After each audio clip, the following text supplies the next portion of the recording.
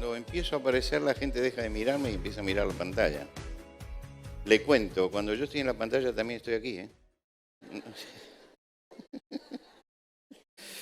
Vamos a abrir la Biblia esta noche en el libro de los Hechos de los Apóstoles, capítulo 13. Hechos de los Apóstoles, capítulo 13, para hablar del inicio de la obra misionera. Capítulo 13 del libro de los Hechos de los Apóstoles. Dice así la palabra de Dios. Había entonces en la iglesia que estaba en Antioquía profetas y maestros. Bernabé, Simón, el que se llama Níger, Lucio de Cirene, Manaén, el que se había criado junto con Herodes el tetrarca, y Saulo. Ministrando estos al Señor y ayunando, dijo el Espíritu Santo: apartadme a Bernabé y a Saulo para la obra que los he llamado. Entonces, habiendo ayunado y orado, les impusieron las manos y los despidieron. Ellos entonces, enviados por el Espíritu Santo, descendieron a Seleucia y de allí navegaron a Chipre, y llegados a Salamina anunciaban la palabra de Dios en las sinagogas de los judíos. Tenían también a Juan de ayudante. Hasta aquí nada más en la lectura de la palabra de Dios. El libro de los Hechos de los Apóstoles nos muestra la obra de Dios formando la iglesia, consolidando la iglesia y llevando el evangelio a otras culturas. Es un libro fundamental del Nuevo Testamento cuando está bien interpretado. No es un libro para sentar doctrinas. Para eso están las cartas apostólicas. Pero cuando leemos el libro de los Hechos de los Apóstoles, nos enteramos cómo tiene que manejarse la iglesia en la parte práctica, lo pragmático. Y cómo se produjo la transición entre el judaísmo, que era una cultura absolutamente cerrada, aún dentro del Imperio Romano, y cómo se produjo entonces la salida del cristianismo, del entorno judaico, para proyectarse a los samaritanos y después a los gentiles. Quiero decir que este libro es importante porque si saliéramos, como todos los libros de la Biblia, por otra parte, porque si pasáramos del Evangelio de Juan a la carta a los romanos directamente, nos faltaría la pieza más importante, que es entender cómo se hizo esa transición. La iglesia nace en una cultura y pasa a culturas antagónicas. Los primeros lugares donde llegan son los samaritanos, y los samaritanos eran enemigos ancestrales de los judíos. Y en segundo lugar pasan a los paganos. Y si había diferencia con los samaritanos, mucha más también con los paganos.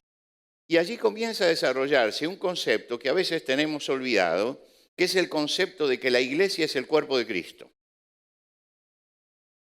En el caso de los judíos y los samaritanos, en caso de los judíos samaritanos, los apóstoles, cuando ellos se convirtieron a Cristo, ustedes recordarán, los apóstoles fueron y les impusieron las manos para que recibieran el Espíritu Santo.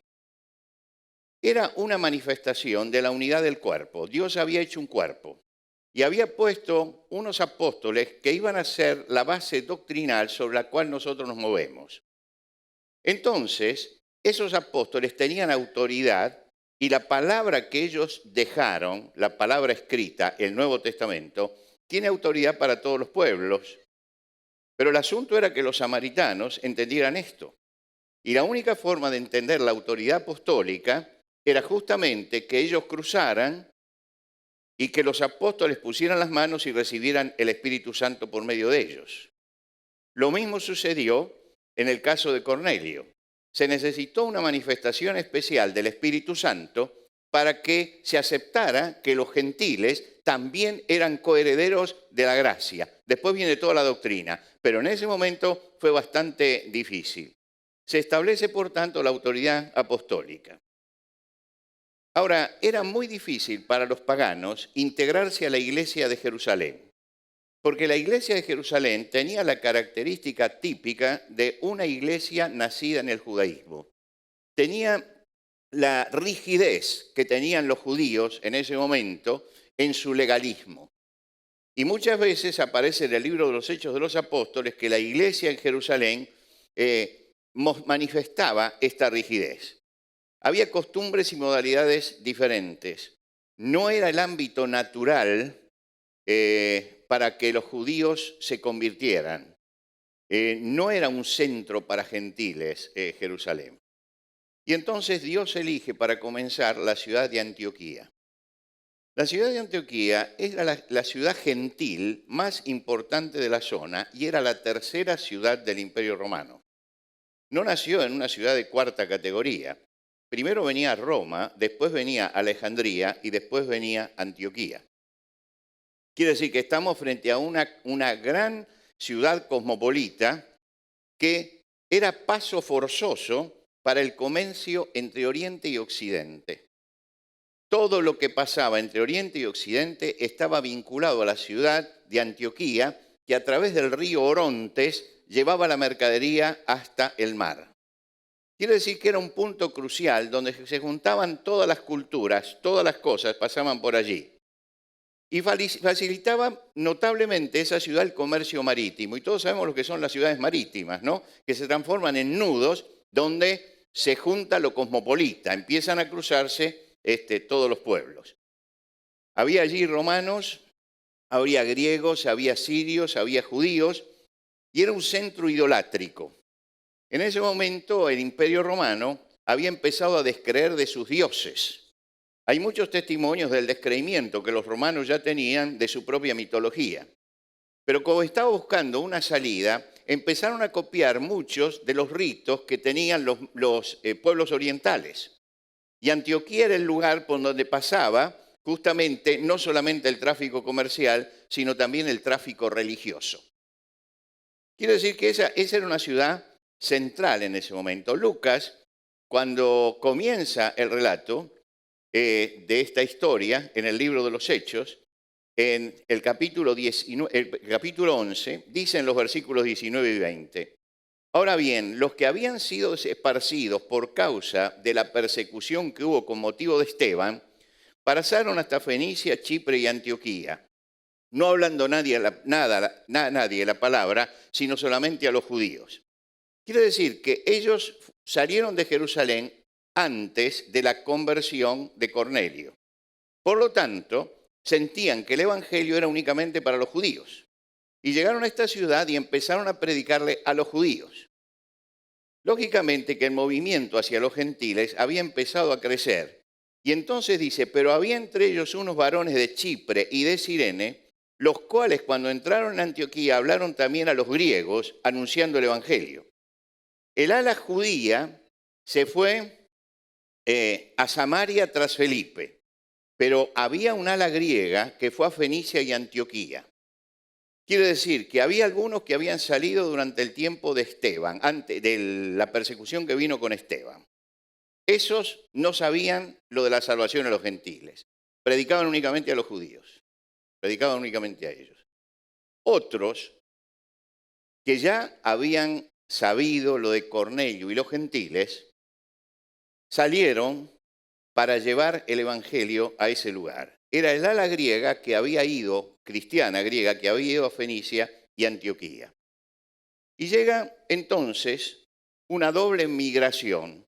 En primer lugar, de la isla de Chipre y del norte de África, de Cirene. Y esta gente sí conocía a Jesucristo y les predicaban a los paganos. Se forma entonces una iglesia de mayoría gentil.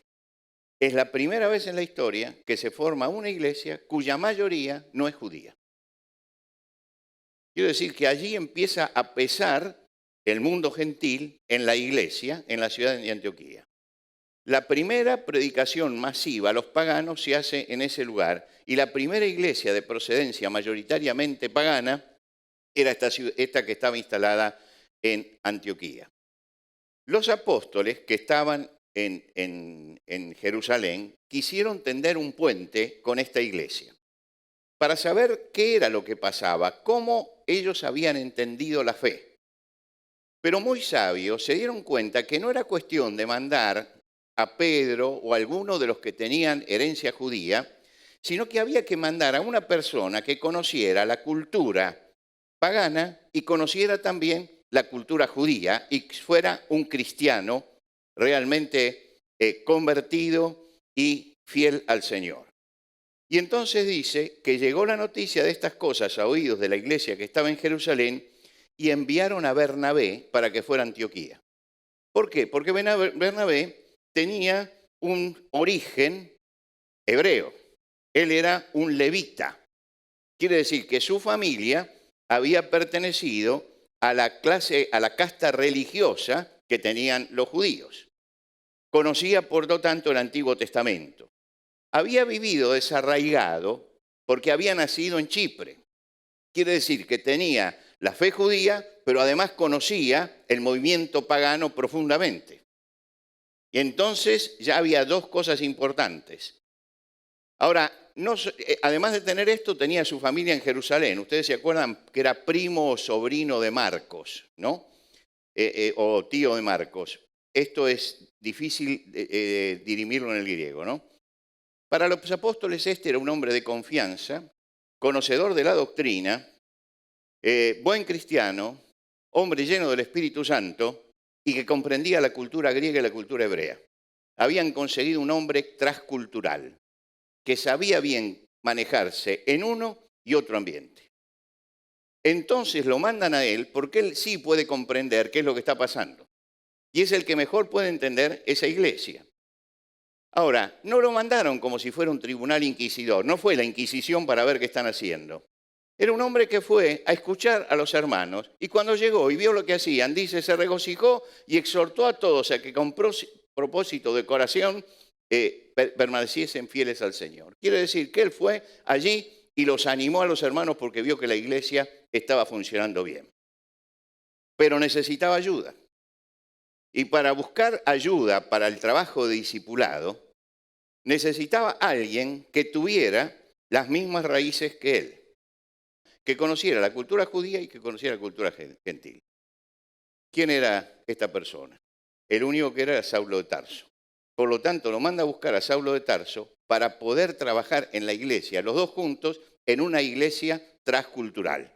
Porque también Saulo de Tarso había sido criado a los pies de Gamaliel y tenía una fuerte formación judía, pero además era un frecuentador de la literatura griega y del mundo griego y se había criado en una ciudad académica del mundo griego, Tarso de Cilicia. Por lo tanto, era un hombre de una doble formación. Ellos llegaron allí y comenzaron a trabajar en la iglesia. Ustedes imagínense lo que sería esta iglesia. Era una bendición porque llevaban las personas a Cristo, porque enseñaban la fe y porque son los primeros que tienen identidad cristiana. Los cristianos fueron llamados por primera vez cristianos en Antioquía. Antes no se lo conocían como cristianos. ¿Qué significa esto? Que la gente sabía que había gente que era judía, que había griegos, etcétera, pero que encontró que había nacido una nueva identidad. Y cuando aparece una nueva identidad, enseguida hay que ponerle un nombre. Porque estos no son ni judíos, ni griegos, esto tiene una característica totalmente diferente.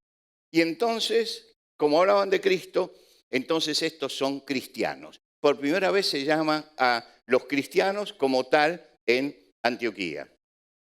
Y entonces ahí es donde, en esa iglesia, es donde Dios inicia el movimiento de la obra misionera. Hice todo este prólogo porque creo que es interesante saber que Dios va preparando a la gente y va buscando a la gente que realmente puede hacer la tarea por su formación integral. Había gente muy espiritual. Pedro era un hombre muy espiritual. Juan era un hombre muy espiritual. Pero difícilmente tuvieran la llegada que podía tener Pablo y Bernabé a la cultura griega porque no la conocían. Porque habían vivido dentro de la cultura judía. Y al vivir dentro de la cultura judía, había cosas que no sabían cómo manejarlas. Y la sabiduría del Espíritu Santo hizo que estos dos hombres se encontraran en ese lugar para trabajar y se forma entonces una iglesia maravillosa. Aquí tenemos todos los nombres de los ancianos de la iglesia, de los que estaban allí gobernando la iglesia, y empieza la obra misionera. Ahora, el accionar de Dios en el Antiguo Testamento, y quisiera que preste atención a esto, porque esta es una de las cosas con las que más hemos luchado en que se entiendan bíblicamente. El accionar de Dios en el Antiguo Testamento era llamar dentro del pueblo de Israel a un hombre para que cumpliera la tarea. Por lo tanto, en la zarza Dios lo llama a Moisés. Por lo tanto, cuando está moliendo trigo lo llama a Gedeón. Cuando Eliseo está arando con 12 yuntas de bueyes, lo llama a Eliseo. Cuando Isaías va al templo, lo llama a Isaías. Son todos llamados individuales. Dios le habla a la persona. Llegamos al Antiguo Testamento y nos encontramos con algo que es mucho más que un pueblo, que es la iglesia. Y la iglesia es el cuerpo de Cristo. Y el hecho de que la iglesia sea el cuerpo de Cristo hace que el llamamiento de Dios tome una característica diferente a la del pasado. Si ustedes leyeron el texto, se dan cuenta que Dios no llamó a Pablo y a Bernabé para que hicieran la obra entre los gentiles, sino que le dijo a la iglesia: separadme a Bernabé y a Saulo, porque me es apto para el ministerio. ¿Entendemos la diferencia? No es el llamado simplemente a la persona, es que hay una iglesia que entiende que los que tienen que ir son ellos. Y es la iglesia la que va a tomar la decisión. Y es la iglesia la que tiene importancia capital en las misiones. Porque la iglesia, no tenemos que olvidarnos, es el cuerpo de Cristo y es la creación de Dios. Hay dos instituciones que Dios creó, únicamente dos instituciones: la familia y la iglesia. Por lo tanto, la iglesia es fundamental al tomar esta decisión. Cristo amó a su iglesia y se entregó a sí mismo por ella. Yo estuve trabajando mucho tiempo en Sociedad Bíblica, pero yo sé que la Biblia no dice nunca Cristo amó a la Sociedad Bíblica, dice Cristo amó a su iglesia.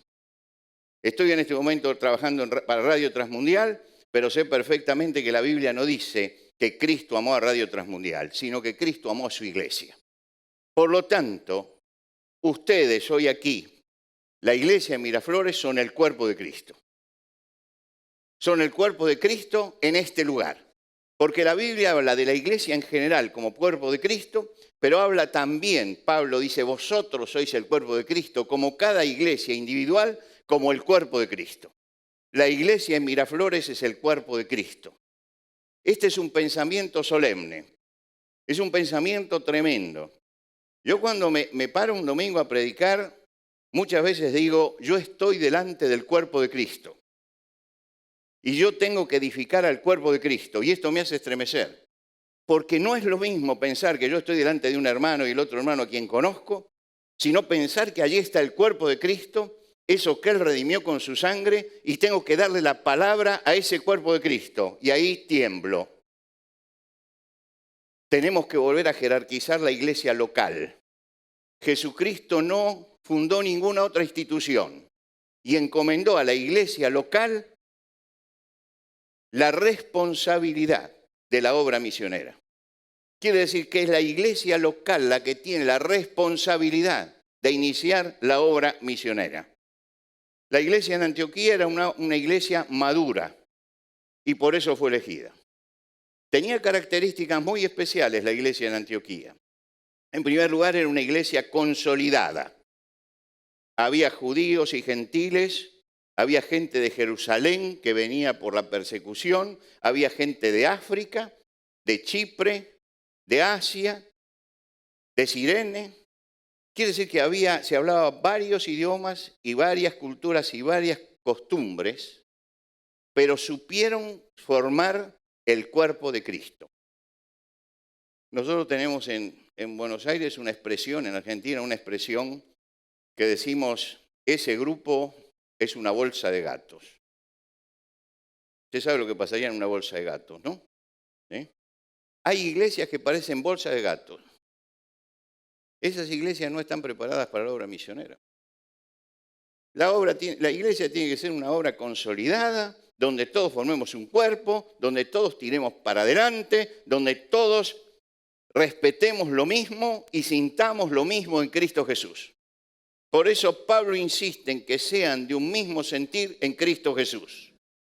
Entonces, cuando tenemos ese mismo sentir en Cristo Jesús y sabemos convivir como pueblo y comunidad, cuando sabemos que somos parte los unos de los otros y por lo tanto tenemos que amarnos como Cristo nos amó y tenemos que tolerarnos como Cristo nos toleró. Cuando empezamos a entender eso es cuando la iglesia se consolida y entonces sabemos vivir como cuerpo de Cristo. La iglesia en Antioquía fue una iglesia consolidada, absolutamente consolidada. Era una iglesia en crecimiento numérico. Era una iglesia que se multiplicaba y la mano del Señor estaba con ellos y gran número creyó y se convirtió al Señor y una gran multitud fue añadida al Señor. Había crecimiento. El crecimiento de la iglesia habla de vida. Si la iglesia tiene vida, crece y retiene. Crece y retiene. Esto es muy importante. No nos engolosinemos con las manos que se levantan un domingo a la mañana. No nos engolosinemos con la gente que pasa adelante. Cristianos son aquellos que permanecen en el Señor. Porque si la iglesia no alcanza a retener y a consolidar, todo lo otro es una vana ilusión. Quiere decir, esta es una iglesia que crecía. Era una iglesia que crecía en lo numérico y era una iglesia que crecía en lo espiritual. Bernabé cuando llegó, dice, y vio la gracia de Dios, se regocijó y exhortó a todos que con propósito de corazón permaneciesen fieles al Señor.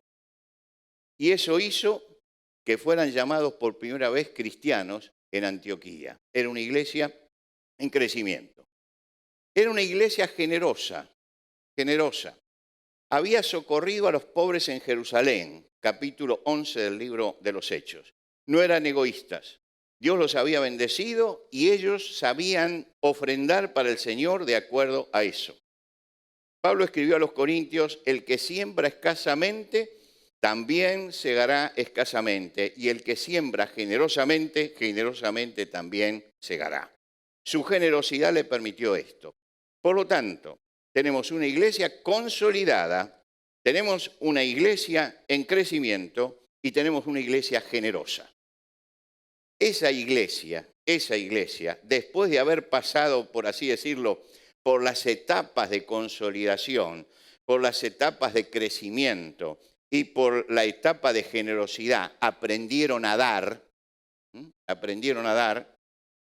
Entonces, esa iglesia les permitió que Dios dijera, desde aquí empieza la obra misionera hacia allá. Desde este cuerpo de Cristo va la obra misionera. Y entonces el Espíritu Santo actuó y fueron iluminados por el Espíritu Santo, ministrando estos al Señor, y acá estamos en el pasaje que leímos, y ayunando, dijo el Espíritu Santo, apartadme a Bernabé y a Saulo. Y entonces hay una comunión y una unión total en la decisión de que Dios lo que está buscando es que le digamos a Bernabé y a Saulo, ustedes son los que tienen que ir, porque el Señor nos está diciendo eso.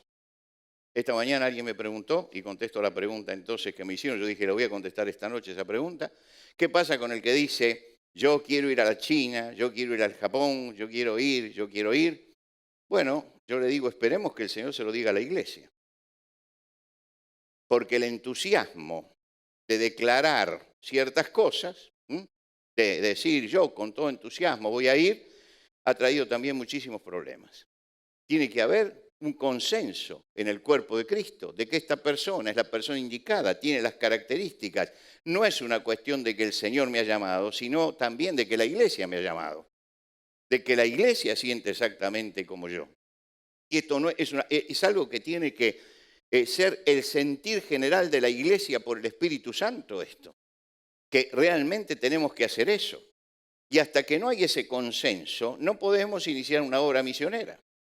Se inicia la obra misionera cuando no solamente podemos hacerlo porque tenemos los fondos o porque tenemos las posibilidades de otro tipo, sino porque se puede decir, el Señor nos está diciendo a todos que este es el camino que tenemos que tomar. Y yo creo en eso que es la multitud uniéndose en un solo sentir, que es el sentir de que esto es lo que Dios quiere hacer. quiere decir que accionó allí el cuerpo, accionó el cuerpo. Y yo veo aquí la diferencia entre el llamado del Antiguo Testamento y del Nuevo Testamento. En el Antiguo Testamento se llamaba a un hombre y se lo ponía delante. Aquí el cuerpo de Cristo, y por eso es crucial entender lo que es el cuerpo de Cristo. Crucial esto, el cuerpo de Cristo en unidad siente del Señor por obra del Espíritu Santo que esto es lo que tenemos que hacer y entonces empezamos a ir adelante. El Espíritu Santo marcó el tiempo y el Espíritu Santo marcó a las personas. Habló cuando fue oportuno hablar y señaló a quien tenía que señalar. Y nosotros podemos decir hoy, bueno, fueron bien elegidos. Sí, ¿quién puede dudar de que el Espíritu Santo hace las cosas bien? Y cuando vemos fracasar algo en la obra misionera es porque se ha salteado alguna de estas cosas. Porque se ha salteado algo de esto. Y yo he visto muchos casos, lamentablemente ustedes están escuchando a un pastor que vivió mucho, 50 años de ministerio tengo sobre las espaldas. Y uno ha visto muchas cosas en la vida y en la viña del Señor. Y aquel refrán que no está en la Biblia, hay de todo en la viña del Señor, es una realidad, hay de todo. Yo recuerdo una vez un muchacho que era realmente una promesa, una promesa. Era una promesa para la iglesia y era una promesa a largo plazo. Era un muchacho joven, recién casado, con una formación espiritual y una espiritualidad fuerte, pero con toda la inmadurez de la persona que está comenzando, con toda la inmadurez que tiene un muchacho de 25 años y que está entrado en la obra del Señor y formó su hogar en el Señor y le falta todavía consolidar bien su matrimonio, tener sus hijos y todo esto. Pero resulta que la iglesia en la que él estaba tenía un proyecto y no conseguía ninguna persona para ese proyecto. Y entonces hicieron una de esas reuniones donde pasen adelante, el Señor te llama, etcétera, etcétera, etcétera, y este muchacho con todo entusiasmo pasa adelante. Yo me di cuenta que este muchacho iba a ser un fracaso. Y me di cuenta que iba a ser un fracaso porque usted se da cuenta desde el vamos que esa persona es muy espiritual, pero le falta todavía la solidez como para iniciar una obra de este tipo. Y lo mandaron al desierto, a una escuela, a trabajar en esa escuela en el desierto. Yo me encontré con él cuando vino a hablarme y le dije, escúchame, ¿has pensado bien esto? Porque esto no es el entusiasmo de este momento. Vas a dejar la ciudad. Es muy difícil al que ha nacido dentro de una ciudad y está acostumbrado a manejarse, ir a un desierto. Es muy difícil. Vas a ir allí con tu esposa. Te vas a encontrar en soledad durante meses. Va a llegar el tiempo del invierno y era plena Patagonia. Y te vas a encontrar con que vas a tener que estar dentro de tu casa y no vas a tener a nadie cerca. Escúchame, ¿lo has pensado bien? No, cuando el Señor llama, el Señor llama. Bueno, ¿usted qué le dice a alguien que le dice eso? Cuando quienes tienen que decirle para, porque esto no es para ti, no se lo dicen. Yo lo miraba desde afuera, yo lo miraba como amigo y le advertí simplemente a él que, por supuesto, creía en sus líderes, pero existen también un liderazgo muchas veces que no tiene cabeza. Y eso fue lo que pasó en ese momento. El muchacho se fue con mucho entusiasmo, 3 meses perfectos, llegó el invierno, se quedó un día sin agua. No sabía qué hacer. Empieza a tratar de comunicarse, no se podía comunicar. Y empieza a entrar en desesperación. Y desesperado como estaba, ve que no le contestan en la iglesia, porque la iglesia ya había llenado el puesto y se desprendía de él. Y este muchacho entonces se rebela y entonces la iglesia frente a la rebelión lo trae para acá y lo sanciona porque... Y realmente ese muchacho abandonó en ese momento la fe. Pero no abandonó la fe porque no creía en el Señor, sino que la abandonó porque la iglesia no había sido sabia. Y hay que actuar con sabiduría. Y yo siempre pienso en él. Esto sucedió hace 40 años atrás. Pero siempre pienso en él. Y pienso en él porque ¿qué podía haber sido si sabiamente lo hubieran orientado en ese momento? Y no lo mandaran todavía verde a aquel lugar. Tenía que madurar, tenía que madurar. Y por eso es importante que no surja el entusiasmo ni en los que están en la iglesia ni en la persona que quiere salir, sino que se piense con criterio todo esto. Y entonces el Espíritu Santo habló y dice, habiendo ayunado y orado, lo hicieron antes y lo continuaban haciendo, les impusieron las manos. Les impusieron las manos. ¿Qué significa esto? En el Antiguo Testamento, cuando el cordero entraba en el sacrificio, el que lo iba a sacrificar por el pecado de él, ponía las manos sobre el cordero, mientras que el cordero moría. Esto significaba, yo estoy poniendo en mi lugar ese cordero. Ese cordero está muriendo en mi lugar por mi pecado. Por eso se imponían las manos. Sintieron ellos cuando impusieron las manos, se sintieron todos parte de ese ministerio. Todos partes de ese ministerio. Como cuando se ponía la mano sobre el sacrificio, dijeron, ustedes van, pero nosotros vamos con ustedes. Nosotros vamos con ustedes. Este cordero ocupa mi lugar y me representa. Estos hombres nos están representando. Y son parte de la iglesia que sale. Pero esos hombres son encomendados por la iglesia. Y esta palabra va a aparecer varias veces en el libro de los Hechos, va a aparecer nuevamente. Es que la iglesia le ha dado una tarea. Por lo tanto, el misionero está sujeto a su iglesia local. Está sujeto a su iglesia local. A la iglesia local él tiene que responder y rendir cuentas. Cuando Pablo termina el primer viaje misionero, llega y le cuenta a los hermanos. Ahora, contar a los hermanos lo que había hecho y todos se regocijaron, significa rindió cuenta de lo que había hecho. Porque lo habían mandado, porque él no era alguien que no estaba vinculado con la iglesia. Él tenía una encomendación de la iglesia.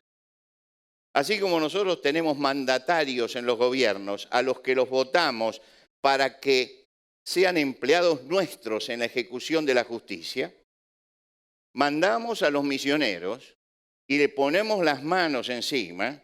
¿Para qué? Para sentir que son parte nuestra y que están yendo en nuestro lugar. Y por lo tanto, nosotros tenemos una responsabilidad con el misionero que sostenerlo, cuidarlo, atender a sus necesidades. Y eso es lo que la iglesia tiene que pensar antes. Vamos a mandar un misionero, tenemos para sostenerlo, tenemos para su familia y todo. Porque si no, estamos fallando en esto. Esa es la responsabilidad de la iglesia. Y él tiene la responsabilidad de venir y contar también lo que ha hecho. Decir qué es lo que ha hecho y lo que está haciendo. Informar a la iglesia local. Porque él ha sido mandado, encomendado por la iglesia local. Si ustedes se fijan, cuando comienza el segundo viaje misionero, aquí le ponen las manos a Pablo y a Bernabé y salen. Cuando comienza el segundo viaje misionero, Pablo tiene una diferencia con Bernabé porque Bernabé quiere llevarlo a Juan Marcos y Pablo dice no. Nos abandonó en el primer viaje, nos va a abandonar en este también. Y entonces dice una disensión muy grande. Entonces Bernabé se fue con Juan Marcos, se fue hacia un lado. Y dice, y Pablo, encomendado por la iglesia, quiere decir, Bernabé desaparece del libro de los Hechos, desaparece en ese momento porque se fue. Pero la encomendación cayó sobre Pablo. Pablo, encomendado por la iglesia, y ahí se hace una diferencia notable. Bernabé se fue. Se fue. Tomó a Juan Marcos y se fue. En el caso de Pablo, dice, encomendado por la iglesia, salió para hacer el segundo viaje misionero. Quiere decir que la iglesia tiene una importancia fundamental. La iglesia es la que tiene que asumir la responsabilidad del misionero. Ahora, decimos, la iglesia no puede asumir la responsabilidad del misionero porque no tiene los fondos como para asumir eso. Se asocia con otra iglesia. Se asocia. Hay siempre iglesias que se quieren asociar, pero siempre tiene que haber una iglesia encomendante. Una iglesia encomendante. Esa iglesia encomendante recibe los fondos de otro, lo que sea, y después las iglesias entre ellas arreglan sus asuntos. Pero el misionero tiene que saber quién es el que lo envía, por qué lo envía y ante quién tiene que responder. Y la iglesia tiene que saber cuál es su responsabilidad frente al misionero. Eh, yo tuve un gran amigo que fue misionero en la Patagonia Argentina. La Patagonia Argentina es un gran desierto.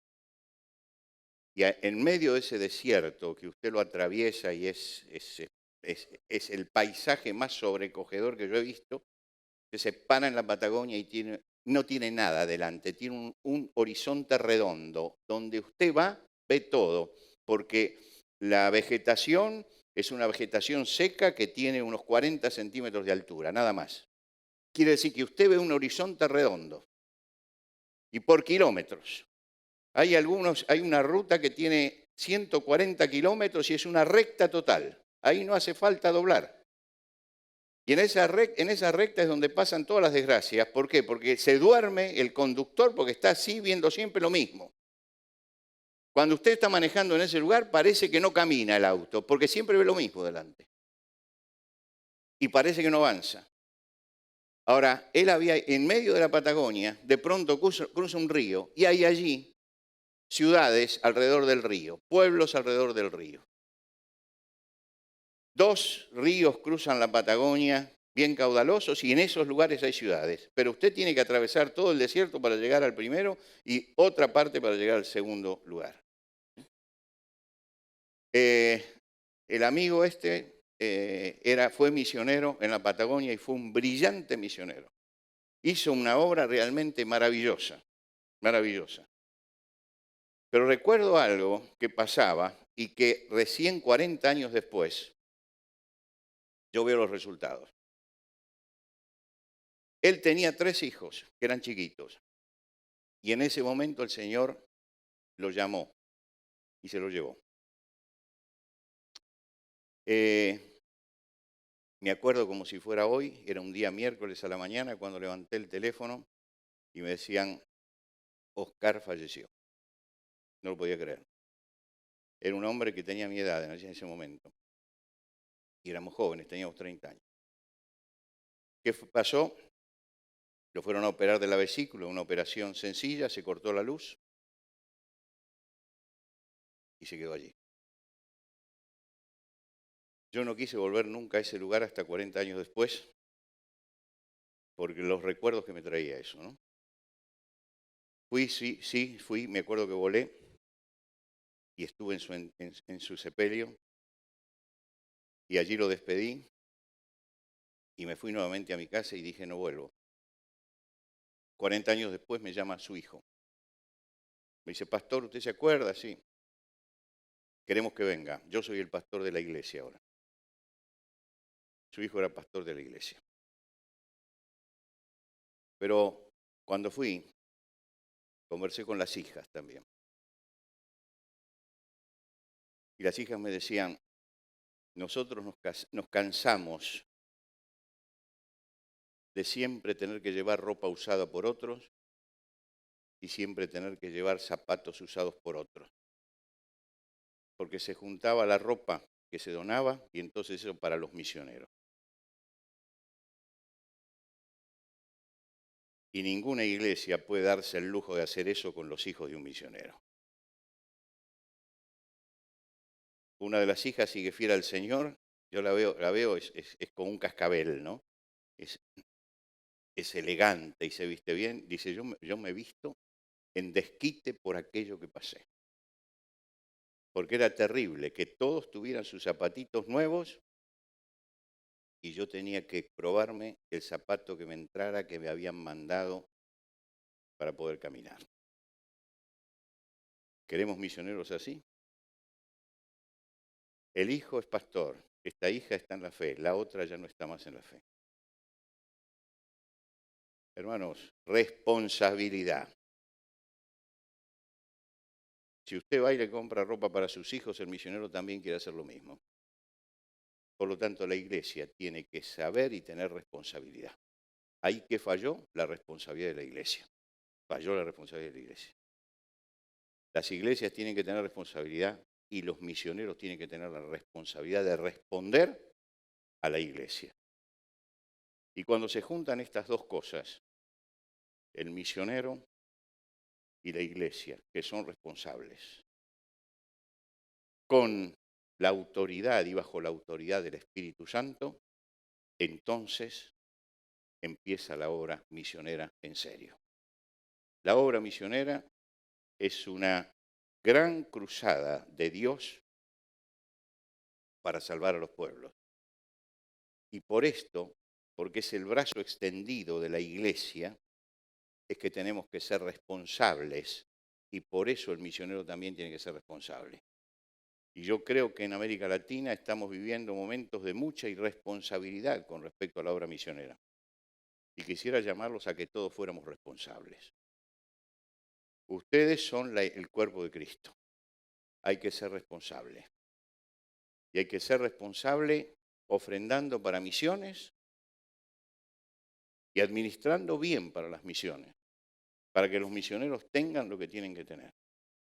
Y como iglesia, cuando hace eso, tiene todo el derecho a llamar al misionero y decir, ¿qué estás haciendo? Cuéntanos. No como inquisidores, sino para compartir, pero también para que las cosas sean transparentes. Yo oro a Dios para que este mensaje de esta noche nos pueda servir para volver a los principios fundamentales de la obra misionera, que como siempre, están acá.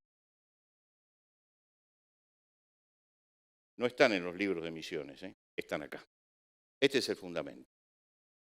Por lo tanto, hagamos una obra misionera que se base en la palabra de Dios. Después, todos los libros que ustedes quieran, pero esto tiene que ser fundamental. Pues si no es fundamental esto, la obra misionera fracasa.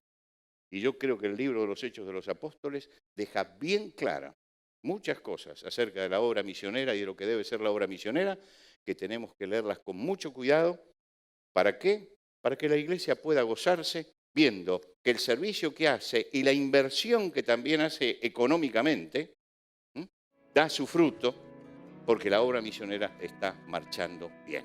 Y creo que estas son las cosas que tenemos que mirar pensando en el futuro. Una iglesia auténticamente misionera, auténticamente bíblica y auténticamente comprometida con la obra que el Espíritu Santo está haciendo en el mundo. Que Dios los bendiga.